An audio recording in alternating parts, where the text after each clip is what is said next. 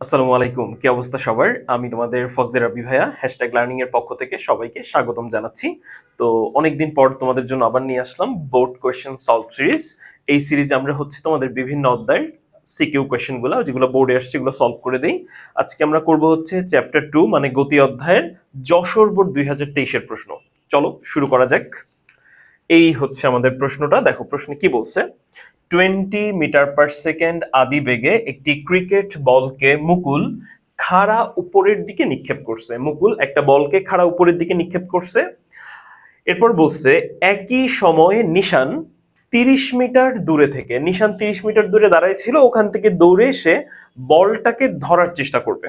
ওকে, তো 3 নম্বর যে প্রশ্ন গ, এই যে 3 নম্বর যে প্রশ্ন, বলটি সর্বোচ্চ কত উচ্চতায় উঠেছিল এটা বের করতে হবে। আর 4 নম্বরে নিশানের পক্ষে বলটি মাটিতে পড়ার পূর্বে ধরা সম্ভব কিনা এটা বের করতে হবে। চলো আমরা 3 নম্বরটাকে সলভ করি। ওকে, সর্বোচ্চ কত উচ্চতায় উঠবে এটা আমাদেরকে বের করতে হবে। সর্বোচ্চ কত উচ্চতায়, ওকে, এই যে সর্বোচ্চ কত উচ্চতায় উঠবে এটা আমরা বের করব। তো এটার থিওরি পার্টটা আগে একটু ক্লিয়ার করি, তোমাদের বেশি সময় নিব না, থিওরি পার্ট একটু ক্লিয়ার করে ফেলি আগে। দেখো, তো যেহেতু তুমি বলটাকে খাড়া উপরের দিকে নিক্ষেপ করছো, খেয়াল করো, এই বলটাকে আমরা খাড়া উপরের দিকে নিক্ষেপ করছি। তুমি ধরে নাও এটাকে আমরা 100 মিটার/সেকেন্ড বেগে উপরের দিকে নিক্ষেপ করলাম, ধরে নিচ্ছি কিন্তু আমি, হ্যাঁ, 100 মিটার/সেকেন্ড বেগে আমরা এটাকে উপরের দিকে নিক্ষেপ করলাম।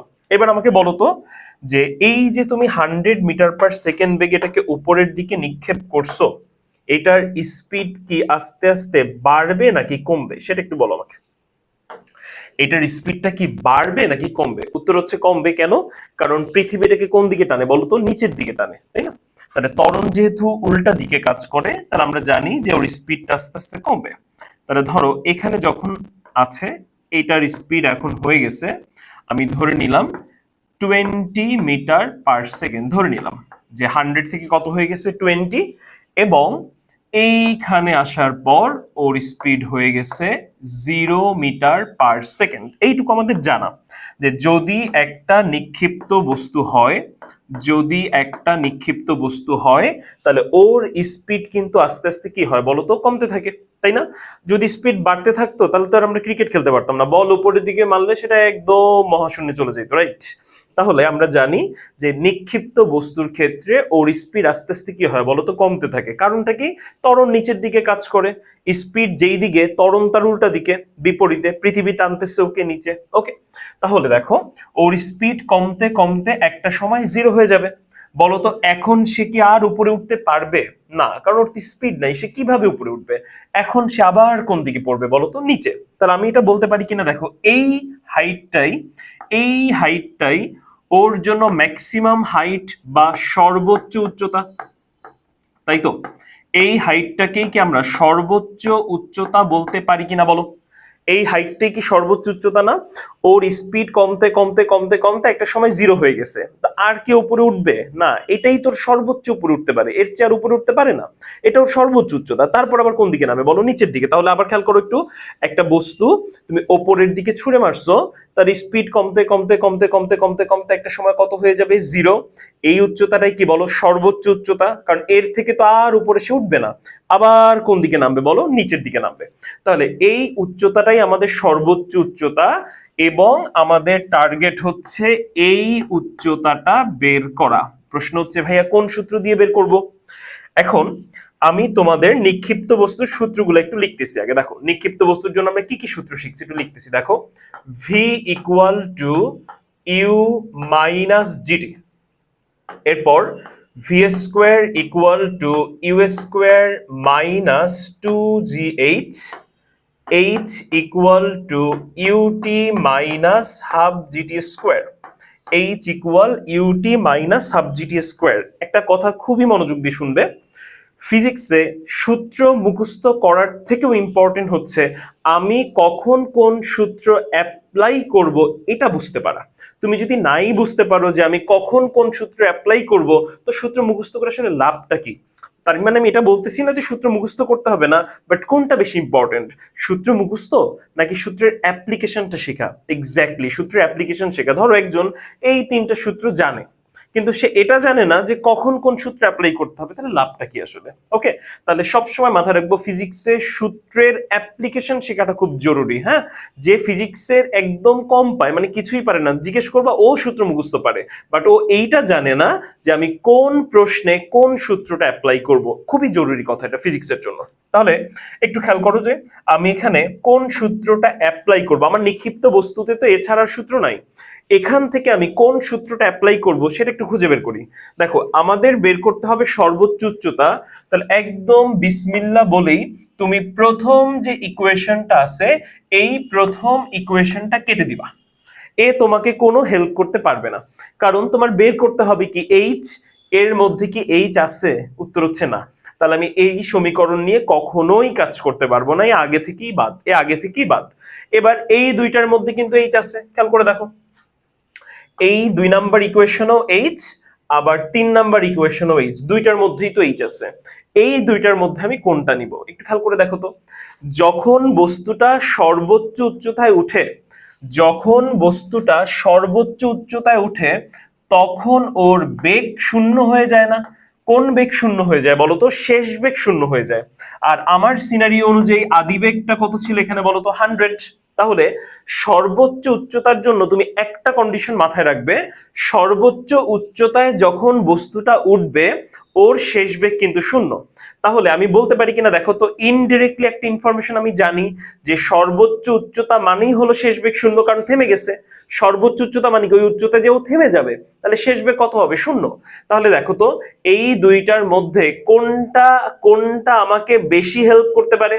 কোনটা আমাকে বেশি হেল্প করতে পারে বলো? 2 নাম্বারটা, কারণ আমি এখানে শেষ বেগটা কত বসাতে পারবো বলো তো? শূন্য বসাতে পারবো। তার মানে সর্বোচ্চ উচ্চতা বের করলে, সর্বোচ্চ উচ্চতা বের করতে চাইলে আমি কোন ইকুয়েশনটা নিয়ে কাজ করবো বলো তো ভাইয়া? vs square equal US square minus 2gh। এটা আমাকে সবচেয়ে বেশি হেল্প করতে পারে, vs square equal US square minus 2gh। ওকে, এটা কেন নিলাম না? কারণ এই উচ্চতায় উঠতে কত টাইম লাগবে সেই টাইম তো আমরা জানি না, তাই আমি এটা নিচ্ছি না। কিন্তু আমি কিন্তু এখানে বোনাস হিসেবে শেষ বেগটা জানি, যে শেষ বেগ কত হয়ে যাবে বলতো? 0 হয়ে যাবে। তাহলে কোন সূত্র দিয়ে ম্যাথ করতে হবে?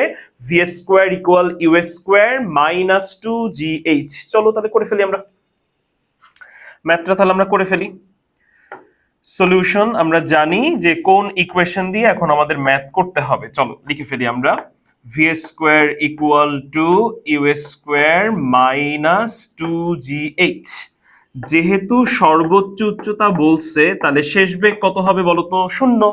সর্বোচ্চ উচ্চতা মানে কি শেষ বেগ শূন্য? একটু আগে দেখাইছি না ভাইয়া, বলতো সর্বোচ্চ উচ্চতা মানে এই যে দেখো, সর্বোচ্চ উচ্চতা মানে শেষ বেগ কত হবে? শূন্য হবে সর্বোচ্চ উচ্চতায়। তাহলে শেষ বেগ শূন্য। আদি বেগ কত? দেখো এটাকে আমরা কত বেগে ছুড়ে মারছি? 20 মিটার পার সেকেন্ড আমরা এটাকে ছুড়ে মারছি। মাইনাস 2 ইন্টু জি এর ভ্যালু 9.8, আমাদের বের করতে হবে এইচ, এটাই সর্বোচ্চ উচ্চতা, এটা আমরা বের করব। তাহলে দেখো এখানে মাইনাস টার্মটাকে বামে নিয়ে আসলাম, তাহলে 2 ইন্টু 9.8 ইন্টু এইচ, আর ডান পাশে থাকবে হলো 20 স্কোয়ার। তাহলে এইচ সমান আমি লিখতে পারবো 20 স্কোয়ার ডিভাইড 2 ইন্টু 9.8। তাহলে আমার কাছে ক্যালকুলেটর আছে, তোমরা একটু সলভ করে দেখো কত আসে। 20 স্কোয়ার দ্যাট ইজ 400, ভাগ দিতে হবে 2 ইন্টু 9.8, আসবে হচ্ছে 20.408। তাহলে আমাদের সর্বোচ্চ উচ্চতা হচ্ছে 20.408 মিটার। এই হচ্ছে আমাদের সর্বোচ্চ উচ্চতা, বা বলটা সর্বোচ্চ এত উচ্চতায় উঠতেছে। এখন এই কোয়েশ্চেনটাই যদি এমসিকিউতে থাকতো, এই কোয়েশ্চেনটা যদি এমসিকিউতে থাকতো তখন তুমি এক্সট্রা একটা হেল্প নিতে পারতা। ওকে, যদি এমসিকিউতে থাকতো, রিটেনের জন্য কিন্তু আমি না করব যে ইকুয়েশনগুলো ব্যবহার করা যাবে না, যেহেতু সরাসরি বইতে নাই। যদি এটা এমসিকিউতে থাকতো, এমসিকিউতে যদি থাকতো, এমসিকিউতে তখন তুমি সর্বোচ্চ উচ্চতা বের করতে বললে সরাসরি তুমি এই সূত্রটা ব্যবহার করতে পারো। Capital H equal to US square ভাগ 2g। এই যে এইটা অ্যাপ্লাই করে তুমি সেম রেজাল্টই পাবে 20.40। দেখো এই যে লাস্টের লাইনটা খেয়াল করো তো, ইউএস স্কোয়ার মানে 20 স্কোয়ার ভাগ হচ্ছে 2g, এই যে দেখো 2 × 9.8, তাহলে এই ইকুয়েশনটা ব্যবহার করে তুমি সর্বোচ্চ উচ্চতা বের করতে পারবা। বাট আমার রিকোয়েস্ট থাকবে সিকিউতে তুমি কখনোই এটা ব্যবহার করবে না, সিকিউতে কখনোই ব্যবহার করবে না, কারণ এই রেডিমেড ফর্মুলাটা তোমার বইতে নাই। তোমার যেই নিক্ষিপ্ত বস্তুর ইকুয়েশন আছে এটা ধরে কাজ করো, বেশি সময় তো লাগবে না, 3 বা 4 লাইনের ম্যাথ এটা। ওকে, আশা করি বুঝতে পারছি এটা। চলো পরেরটায় যাই। 4 নম্বরে কি বলছে দেখি। 4 নম্বরে বলছে নিশানের পক্ষে বলটি ধরা সম্ভব কিনা। নিশানের পক্ষে বলটি ধরা সম্ভব কিনা, তাহলে আমাকে এখানে কি বের করতে হবে একটু খেয়াল করো। আমাকে এখানে কি বের করতে হবে একটু মনোযোগ দাও। এই বস্তুটাকে আমরা উপরের দিকে ছুঁড়ে মারছি, খেয়াল করো, এটাকে আমরা উপরের দিকে ছুঁড়ে মারছি, উপরের দিকে ছুঁড়ে মারলে একটা সময় ওর শেষ বেগ কত হয়ে যাবে বলতো? 0 হয়ে যাবে না? শেষ বেগ 0। তখন আবার সে কোথায় পড়বে? নিচে পড়বে। এই যে আবার এই বরাবরই কিন্তু নিচে পড়বে। এটা কি আমি একটু পাশে সরায় রাখতেছি, দেখো এই যে এখান থেকে এই যে এই বস্তুটা এখান থেকে আবার নিচের দিকে পড়বে, যে এখান থেকে আবার নিচের দিকে পড়বে। ওকে, খেয়াল করো, বস্তুটা উপরের দিকে উঠবে, একটা সময় শেষ বেগ 0, সে আবার কোন দিকে পড়বে? নিচে পড়বে। ওই যে আবার নিচে পড়তেছে, এটাকে আমি একটু পাশে সরায় রাখতেছি। ওকে, আচ্ছা, এখন এই যে সে উপরের দিকে উঠবে, উঠে আবার নিচে নামবে, এর জন্য তার টাইম কত লাগবে সেটা একটু আমি বের করতে চাই। টাইম কত লাগবে সেটা আমি বের করতে চাই। তাহলে বলো আমাদের রেডিমেড ফর্মুলা কি কি আছে? v = u - gt, এরপরে v² = u² - 2gh, h = ut - ½ gt²। ওকে, তাহলে আমি এখন জানতে চাচ্ছি এটা উপরে উঠে আবার নামতে কত সময় লাগবে, উপরে উঠে আবার নামতে কত সময় লাগবে। তাহলে বলো তো আমি কি জানতে চাচ্ছি? আমি জানতে চাচ্ছি মাটিতে পড়তে ওর টাইম কত লাগবে, টাইম কত লাগবে। তাহলে আমাকে বলো তো যে আমি শুরুতেই কোন ইকুয়েশনটা বাদ দিয়ে দিব? শুরুতে আমি কোন ইকুয়েশনটা বাদ দিয়ে দিব? 2 নাম্বার ইকুয়েশনটা আমি বাদ দিয়ে দিব। 2 নাম্বার ইকুয়েশনটা আমি শুরুতেই বাদ দিয়ে দিব। 2 নাম্বার ইকুয়েশন আমি শুরুতেই বাদ দিয়ে দিব। ওকে, 2 নাম্বার ইকুয়েশনটা আমি শুরুতেই বাদ দিয়ে দিব। ফাইন, 2 নাম্বার ইকুয়েশন আমি শুরুতেই বাদ দিয়ে দিব। এবার আমার 1 এবং 3 এর মধ্যে যে কোনো একটা চুজ করতে হবে। 2 নাম্বার ইকুয়েশন আমি কেন শুরুতে বাদ দিলাম নিশ্চয়ই বুঝতে পারতেছি। কি লাগবে তোমার? টাইম লাগবে। এই সমীকরণের মধ্যে তো টি নাই, সো এটা আমাকে হেল্প করতে পারে না। এখন 1 এবং 3 এর মধ্যে 3 নাম্বারটা নেয়া সুবিধাজনক, 3 নাম্বারটা সুইটেবল ইকুয়েশন। কেন? তুমি একটু চিন্তা করো তো, বস্তুটা বা বলটা উপরে উঠে আবার নিচে নেমে জায়গায় আছে না? খেয়াল করো তো, বস্তুটা উপরে উঠে আবার নিচে নেমে ওই মাটিতে ছিল, সে মাটিতেই আসছে।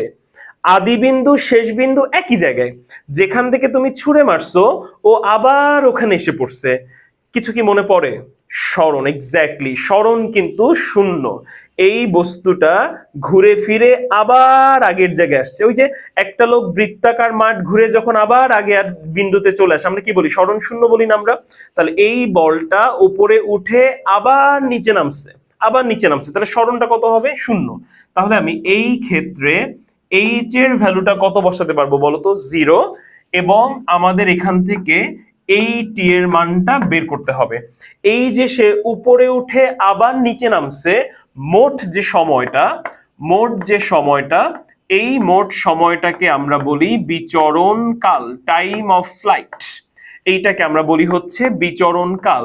সে উপরে গেছে আবার নিচে নামছে, মোট যে সময়, এই মোট সময়টাকে কি বলা হয়? বিচরণ কাল বলা হয়, বিচরণ কাল। এবং সেটা কোন সূত্র দিয়ে বের করবো আমরা? h = ut - ½ এক্সট্রা বেনিফিট কি? h 0। ভাই কেন 0? কারণ বস্তু যেখান থেকে ছুঁড়ে মারছো আবার ঘুরে ফিরে ওখানে এসে পড়ছে, তাহলে এইচটা আমার 0 বসাতে হবে। এবার আমার টার্গেটটা কি দেখো, আমার টার্গেটটা কি? এই যে দেখো, এইখান থেকে মুকুল এটাকে উপরের দিকে ছুঁড়ে মারছে। ওকে, তাহলে এই হচ্ছে প্রশ্ন অনুযায়ী মুকুল এটাকে কত বেগে ছুঁড়ে মারছে? 20 মিটার/সেকেন্ড। এইবার তুমি খেয়াল করো, এইটা উপরের দিকে উঠবে, একটা সময় বেগ 0, আবার সে কোন দিকে নামবে বলো? আবার সে নিচের দিকে নামবে, আবার সে নিচেতে নামবে, এই যে আবার সে মাটিতে এসেই পড়বে। ধরে নাও তুমি, আমি বোঝানোর জন্য বলতেছি, ধরে নাও এই সময়টা হলো 10 সেকেন্ড। এই সময়টা হচ্ছে 10 সেকেন্ড এবং এটাকে আমরা কি বলবো, বিচরণ কাল বলবো। উপরে উঠে যে আবার নিচে নামতেছে, এই টাইমটাকে আমরা বলবো বিচরণ কাল। এই টাইমটাকে আমরা বলবো বিচরণ কাল। তাহলে বস্তুটা উপরে উঠে আবার নিচে নামছে, ধরে নাও 10 সেকেন্ড সময় লাগছে। এইবার নিশান এই দিকে দৌড় শুরু করছে, নিশান এই দিকে দৌড় শুরু করছে, হ্যাঁ, নিশান এই দিকে দৌড় শুরু করছে এবং এই পর্যন্ত আসতে ওর সময় লাগছে 12 সেকেন্ড। খেয়াল করো, ওর সময় লাগছে 12 সেকেন্ড। তাহলে ও কি বলটাকে ধরতে পারবে? উত্তর হচ্ছে না, কারণ বল তো 10 সেকেন্ডেই মাটিতে পড়ে গেছে। কথা কি বুঝতে পারছি? তাহলে আমার কাজটা কি, এই বস্তুটার বা এই বলটার বিচরণকাল বের করা আর নিশানের আসতে কত সময় লাগবে সেটা বের করা। নিশানের আসতে কত সময় লাগবে সেটা বের করা। যদি নিশান 10 সেকেন্ডের আগেই চলে আসে এখানে, তাহলে বলটা ধরতে পারবে। আর যদি 10 সেকেন্ডের বেশি লাগে তাহলে সে বলটা ধরতে পারবে না। তাহলে চলো আমরা করে ফেলি ম্যাথটা তাড়াতাড়ি করে। ওকে, বলটাকে সে ধরতে পারবে কিনা চলো আমরা বের করে ফেলি। এটা 4 নাম্বারটা আমরা বের করে ফেলি। তাহলে আমাদের প্রথমে লাগবে হচ্ছে বিচরণকাল। হ্যাঁ, এই যে ক্রিকেট বলের বিচরণকাল। তাহলে আমরা একটু লিখে নেই এখানে, ক্রিকেট বলটির বিচরণকাল। ক্রিকেট বলটির বিচরণকাল নির্ণয়। ক্রিকেট বলটির বিচরণকাল নির্ণয়। ওকে, আমাদের কাজ হচ্ছে প্রথমে বিচরণকাল বের করা। বিচরণকালের জন্য যে তুমি কোন ইকুয়েশন নিবা এটা কিন্তু বুঝে আসছি, এখন কিন্তু আর বুঝাবো না। কোন ইকুয়েশন নিব? h equal UT minus half GT square. খেয়াল করো, h equal UT minus half GT square. বিচরণ কাল কিন্তু একটা টাইমকে ইন্ডিকেট করে, বিচরণ কাল কিন্তু একটা টাইমকে ইন্ডিকেট করে, যে উপরে উঠবে আবার নিচে নামবে, মোট সময়টা কিন্তু ভাইয়া বিচরণ কাল। তাহলে এইচ তুমি কত বসাবে? 0। লজিকটা কি? এই যে 0 বসাবো, লজিকটা কি? যেখান থেকে ছুড়ে মারছো ওখানে এসে পড়ছে, স্মরণ শূন্য। তাহলে এইচ এর মান হবে 0। তুমি খেয়াল করো, ইউ এটাকে আমরা কত বেগে ছুড়ে মারছিলাম? 20। আমাদের টাইম বের করতে হবে হাফ, জি এর ভ্যালু 9.8 টি স্কোয়ার। এবার এই মাইনাসের টার্মটাকে আমি বামে নিয়ে আসি এবং হাফ ইন্টু 9.8 এটা হয়ে যাবে 4.9 টি স্কোয়ার সমান হচ্ছে 20 টি। দেখো ক্লিয়ার কিনা? হাফ ইন্টু 9.8 এটা কত হবে? 4.9, আর মাইনাসটাকে আমি বামে আনলে কি হয়ে যাবে? প্লাস। তাহলে 4.9 টি স্কোয়ার ইকুয়াল 20 টি। তাহলে এখানে দেখো একটা টি কাটা গেল, তাহলে 4.9 টি সমান হচ্ছে 20। ওকে, এইবার তাহলে আমরা এখান থেকে টি এর মানটা বের করবো। আমি যে বাম পাশে লিখতেছি, খেয়াল করো তো, বাম পাশে টি সমান হবে 20 ভাগ 4.9। তাহলে চলো একটু ক্যালকুলেটরে করে দেখি এটা কত আসে। 20 ভাগ 4.9, দ্যাট ইজ 4.081। 4.081 সেকেন্ড। এই যে টি, এটার নাম দিয়ে দিলাম আমি এখন T1। এই টি এর নামটা দিয়ে দিলাম T1। জাস্ট প্রত্যেকটা জায়গায় আমি একটু T1 লিখে দিই, কারণ দুইটা টাইম বের করে কম্পেয়ার করতে হবে, তো প্রত্যেকটা জায়গায় আমি একটু T1 লিখে দিচ্ছি। প্রত্যেকটা জায়গায় আমি T1 লিখে দিচ্ছি। কেন T1 লিখলাম? দুইটা টাইম বের করতে হবে, একটা হচ্ছে বলটার পড়তে কত সময় লাগবে আর নিশান কখন এসে পৌঁছাবে। তাহলে এবার চলো নিশানের ক্ষেত্রে বের করা যাক। এইবার আমরা নিশানের ক্ষেত্রে বের করে দেখি যে ওর কত টাইম লাগবে।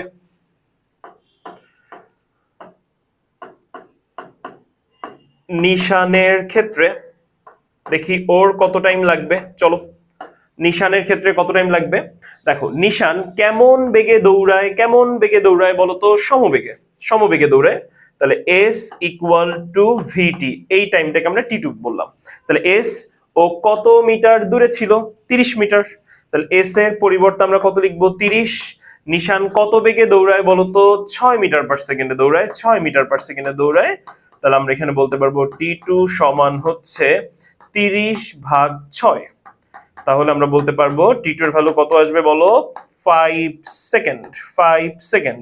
তাহলে বলটা উপর থেকে নিচে পড়ছে, এই যে একবার ছুড়ে মারছি সে নিচে পড়ছে, কত সময় পড়ছে? 4.081। আর নিশান ওই জায়গায় পৌঁছেছে কত? দেখো তো, 5 সেকেন্ড সময় পৌঁছেছে। তাহলে তার পক্ষে কি বলটাকে ক্যাচ করা সম্ভব? উত্তর হচ্ছে না, যেহেতু T1 লেস দেন T2, তাহলে আমরা বলবো সে বলটাকে কিন্তু ধরতে পারবে না। আবার খেয়াল করো, আমি যদি লাস্ট একটা ছবি এঁকে তোমাদেরকে বোঝাই, এই যে এখান থেকে তুমি বলটা ছুঁড়ে মারছো, এখান থেকে বলটা ছুঁড়ে মারছো, ঘুরে এসে বলটা পড়ছে, কত সময়ের মধ্যে পড়ছে? 4.081 সেকেন্ড। এখন এখান থেকে 30 মিটার দূরে নিশান দাঁড়ানো ছিল। ওকে, সে দৌড় শুরু করছে, কত বেগে দৌড় শুরু করছে বলতো? 6 মিটার পার সেকেন্ডে। এখন নিশান এইখানে যে আসছে, নিশান যে এখানে আসছে, এখানে আসতে তার সময় লাগছে কত বলতো? 5 সেকেন্ড সময় লাগছে, কিন্তু বল তো 4.081